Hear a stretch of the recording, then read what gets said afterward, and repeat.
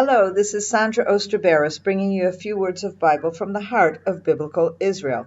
This week's Torah portion is Tzav, and it is the second Torah portion in the book of Leviticus. And as we all know, the book of Leviticus spends a lot of time speaking about the tabernacle, the temple, about sacrifices.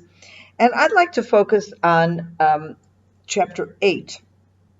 Chapter 8, we have a new instruction. God says to Moses, take Aaron along with his sons and the vestments, the anointing oil, the bull of sin offering, the 2 rams and the baskets of unleavened bread, and assemble the whole community at the entrance of the tent of meeting. Okay, and then he does that. And then what actually happens, he anoints him. Okay, so the first thing that happens is that Moses brings Aaron and his sons close to him. They wash themselves in water. Then they put on all their various garments. And then we have the following in verse 10. Moses took the anointing oil and anointed the tabernacle and all that was in it, thus consecrating them. He sprinkled some of it on the altar 7 times, anointing the altar, all its utensils, and the laver with its stand to consecrate them. He poured some of the anointing oil upon Aaron's head and anointed him. To consecrate him, Moses then brought Aaron's sons forward, clothed them in tunics, girded them with sashes, and wound turbans upon them as the Lord had commanded Moses. And then they go on with the offerings, the sacrifices that go with this. Basically, this is anointing Aaron and his sons as priests to do the work of the tabernacle. Now, there's mention of this idea of anointing oil previously in the book of Exodus. If you look in the book of Exodus in chapter 30,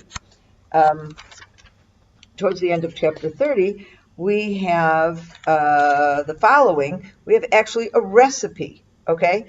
And here we say, and Lord spoke to Moses, saying, next take choice spices, 500 weight of solidified myrrh, half as much, 250 of fragrant cinnamon, 250 of aromatic cane, 500 by the sanctuary wick of cassia, and a hin, which is a measurement, of olive oil.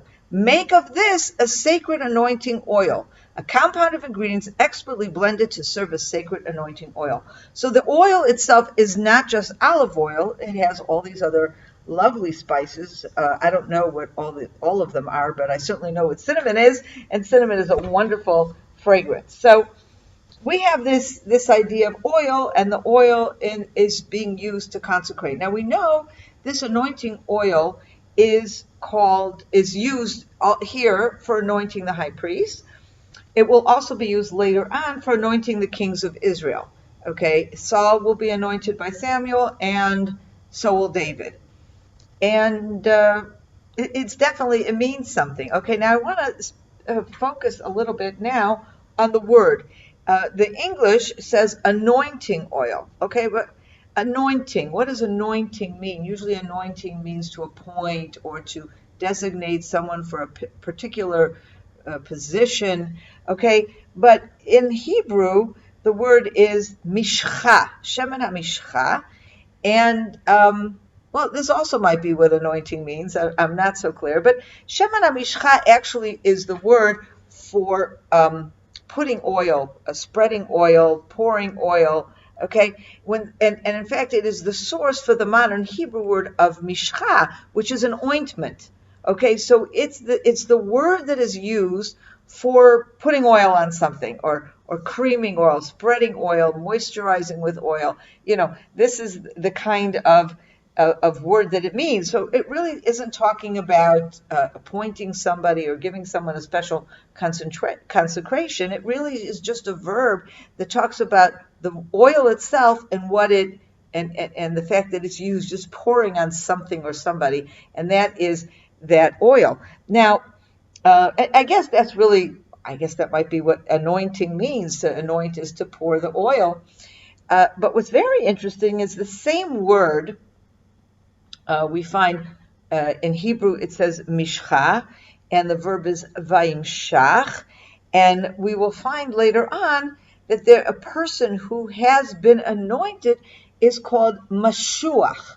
someone who has been anointed. That is the word. Now, you may recognize this word mashuach, somebody who has been anointed in oil, is called mashuach bashemen.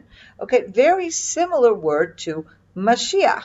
Mashiach means Messiah. That's the original Hebrew word. Now, Messiah, very often people think of as a word that means a leader, a spiritual leader, somebody who has been designated by God. All it means is someone who has been anointed. That is the original word. And if we put this all together, I think really what is the oil? What is the function in oil? It's a ceremonial gesture. If you think about what goes into the oil, very ordinary things like olive oil is something that was the main oil in ancient times, and even today we use olive oil often, and certainly in the Middle East where olives are plentiful. Olive oil is a very common oil. It's used for cooking and it's used for all kinds of things. And the spices that are used to mix in with this oil are spices that are also used for cooking, or they may be used to create perfumes. But in this case, the oil is set aside. It's clearly considered to be special. It's high quality materials. Olive oil is not junky oil. Olive oil is pure olive oil, and these various herbs or spices are also very nice and high level things. So it is something that is put together that is considered high quality, and it is used as a physical manifestation of God's appointment. And so when we think about the Mashuach or the Mashiach or the Messiah, we think of someone who has been appointed. When we think of the kings of Israel, we think of Aaron and his sons. All these people are being set aside in a ceremony that creates a level of holiness. And these people are therefore being consecrated for a particularly important task. Now, it's not necessarily a spiritual task. The kings of Israel are very much a political task, a military task, but they are also a spiritual task. And in this sense, I would say the idea of anointing with oil is a way that God designates these are the people that he has chosen. And the oil is a vehicle for showing that. And I think it's just, it's very special if we think about it today, that we continue, all of us, Christians and Jews, are looking forward to a Messiah. And who is that Messiah? It has to be someone that God has chosen, that he will be anointed, and he will be chosen by God to fulfill this very, very special task. And this is where it all begins. Have a wonderful weekend. Shabbat Shalom. Okay. I hope you enjoyed that film. And we have lots more film content and emails and articles that I'm sure you will enjoy as well. Check out our website at CFOIC.com and subscribe to our newsletter. You can do that right from the homepage. I know you will really enjoy the content that will land in your inbox on a regular basis. Hope to see you soon.